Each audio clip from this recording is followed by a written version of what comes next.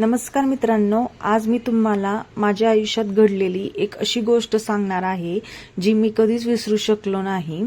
ही गोष्ट आहे एका अशा स्त्रीची जी सुरुवातीला माझ्यासाठी फक्त घरकाम करणारी बाई होती, पण हळूहळू ती माझ्या आयुष्याचा सर्वात जवळचा भाग बनली। माझं नाव आहे निलेश। मी पुण्यात एका प्रायव्हेट कंपनीमध्ये काम करत होतो। वय साधारण 32, लग्न झालं होतं, पण माझी पत्नी नोकरीमुळे नाशिकला राहत होती। सुरुवातीला सगळं ठीक चाललेलं होतं, पण नंतर आमच्यात अंतर वाढायला लागलं, फोन कमी झाले, बोलणं कमी झालं आणि माझं आयुष्य एकटेपणात अडकून पडलं।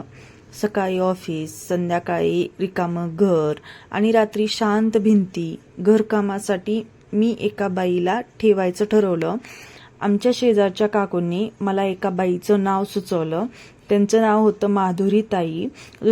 दुसऱ्या दिवशी सकाळी बेल वाजली। मी दार उघडलं आणि समोर त्या उभ्या होत्या माधुरी ताई। साधी कॉटनची साडी, केसांचा सैल अंबाडा, कपाळावर छोटीशी टिकली आणि चेहऱ्यावरती खूप शांतपणा। मग त्या मला म्हणाल्या, "नमस्कार साहेब, कामासाठी आले आहे." त्यांचा आवाज खरंच खूप मऊ होता। मी त्यांना आत घेतलं। सुरुवातीला त्या फक्त काम करायच्या, जसे की चहा बनवणं, घर साफ करणे, जेवण बनवणं। पण काही दिवसांनी मला जाणवलं, त्या फक्त माझ्या घरात काम करत नाहीत, तर त्या माझी काळजीही घेतात। एक दिवस मी ऑफिसमधून खूप जास्त थकून आलो होतो। त्यांनी मला बघितलं आणि शांतपणे त्या मला म्हणाल्या, "साहेब, आज खूप दमलेले दिसत आहात, मी आलं टाकून चहा करून देऊ का?" त्या छोट्याशा वाक्याने माझ्या मनाला खूप जास्त बरं वाटलं। हळूहळू आमचं बोलणं वाढायला लागलं। त्या त्यांच्या गावाबद्दल मला सांगायच्या, मी माझ्या आयुष्याबद्दल त्यांना बोलायचो। कधी कधी आम्ही दोघं किचनमध्ये उभं राहून फक्त पावसाकडे बघत राहायचो। एक दिवस खूप जास्त जोराचा पाऊस पडत होता। त्या पूर्ण भिजून आल्या होत्या। मी पटकन टॉवेल आणून दिला। आधी स्वतःला कोरडं करा असं मी त्यांना म्हणालो, नाहीतर आजारी पडाल।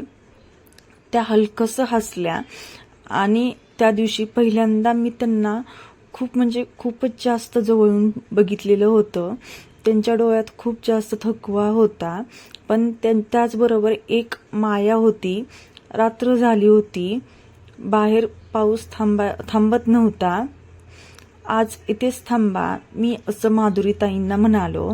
त्या थोड्या वेळ शांतच उभा राहिल्या आणि मग हळूच त्या मला हो म्हणाल्या।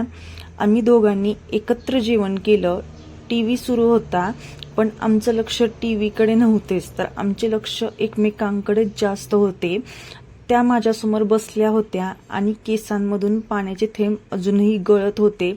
"काय बघताय?" त्यांनी हसत विचारलं। मीही हसलो।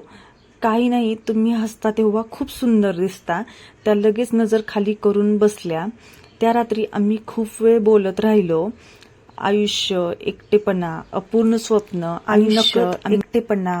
स्वप्न आणि नकळत आम्ही एकमेकांच्या खूप जवळ आलो। त्या माझ्या शेजारी बसल्या होत्या। त्यांच्या हाताचा हलकासा स्पर्श झाला आणि काही क्षण आम्ही दोघं खूप शांत झालो आणि त्या शांततेतही खूप काही होतं। हळूहळू आमचं नातं बदलायला लागलं। आता त्या फक्त कामवाली बाई राहिल्या नव्हत्या, तर त्या माझी सवय बनल्या होत्या। सकाळचा चहा, त्यांचं हसणं, माझी काळजी घेणं, सगळंच खास वाटायला लागलं होतं। एक दिवस त्यांनी मला विचारलं की, "साहेब, मी एक दिवस आली नाही तर तुम्हाला माझी आठवण येईल का?" तर मी त्यांच्या डोळ्यात बघून हसलो आणि त्यांना म्हणालो, "हो, खूप जास्त येईल." त्या काही बोलल्या नाहीत, पण त्यांच्या चेहऱ्यावरचं हसू सगळं काही मला सांगून गेलं। खरंच त्या दिवसानंतर आमच्यात एक वेगळंच असं जवळीक निर्माण झाली। शब्द कमी पडत होते, पण भावना वाढत होत्या। कधी कधी काही माणसं आयुष्यात उशिरा येतात, पण इतकी जवळची होतात की त्यांच्याशिवाय जगणंच असं कठीण होऊन जातं। माधुरीताई त्यापैकीच एक होत्या।